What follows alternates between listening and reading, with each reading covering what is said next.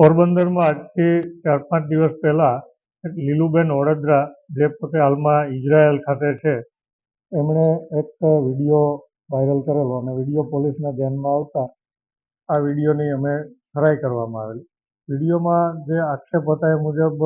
લીલુબેનના પુત્ર રણજીત અને એના પતિ ભનુભાઈ એનું પોરબંદરમાં હિરલબા જાડેજા અને એના માણસોએ અપહરણ કરી ગોંધી રાખી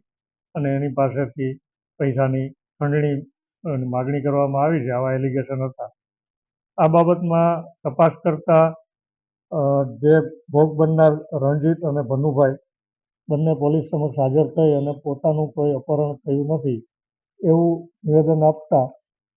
આ બાબતમાં પોલીસે તપાસ પૂર્ણ કરેલી. પરંતુ અમને આ નિવેદનો શંકાસ્પદ લાગતા પોલીસે ઝીણવટભરી તપાસ ચાલુ રાખેલી અને ગઈકાલે લીલુબેનના પિતા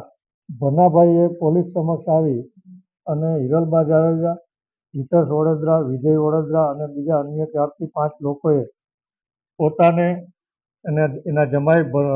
ભનુભાઈનું કુચડી ગામ ખાતેથી તારીખ 11 એપ્રિલના રોજ અપહરણ કરી અને હિરલબા જાડેજાના પોરબંદર ખાતેના નિવાસ સ્થાને લગભગ 17 દિવસ સુધી ગોંધી રાખી, માર મારી અને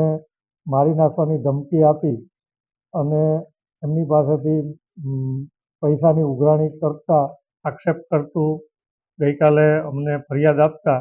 તાત્કાલિક મરીન હાર્બર પોલીસ સ્ટેશન ખાતે ગુનો દાખલ કરવામાં આવેલો છે. ગુનાની તપાસ કરતાં અમને જે પ્રાથમિક પુરાવાઓ મળેલા એ મુજબ હિરલબા જાડેજા અને હિતેશ ઓડેદરાની ગઈકાલે સાંજે પોરબંદર પોલીસ દ્વારા ધરપકડ કરવામાં આવેલી છે અને અન્ય આરોપી વિજય ઓડેદરા છે એ હાલમાં ફરાર છે, એને પકડવા માટે પોલીસ તજવીજ ચાલુ છે. અન્ય જે અજાણ્યા ઇસમો છે એ કોણ છે અને આ 17 દિવસ દરમિયાન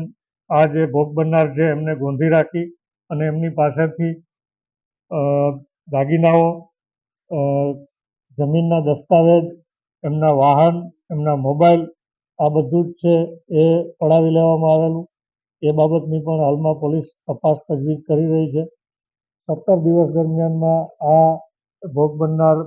ભનુભાઈ અને ભનાભાઈ ઉપરાંત લીલુબેનનો પુત્ર રણજીત આ ત્રણેય વ્યક્તિઓને ગોંધી રાખી અને જે ખંડણી એક્સટોર્શન કરવામાં આવેલું છે, આ ખૂબ જ ગંભીર પ્રકારનો બનાવ હોય. પોરબંદર પોલીસ છે હાલમાં પકડાયેલા આરોપીઓને રિમાન્ડ માગી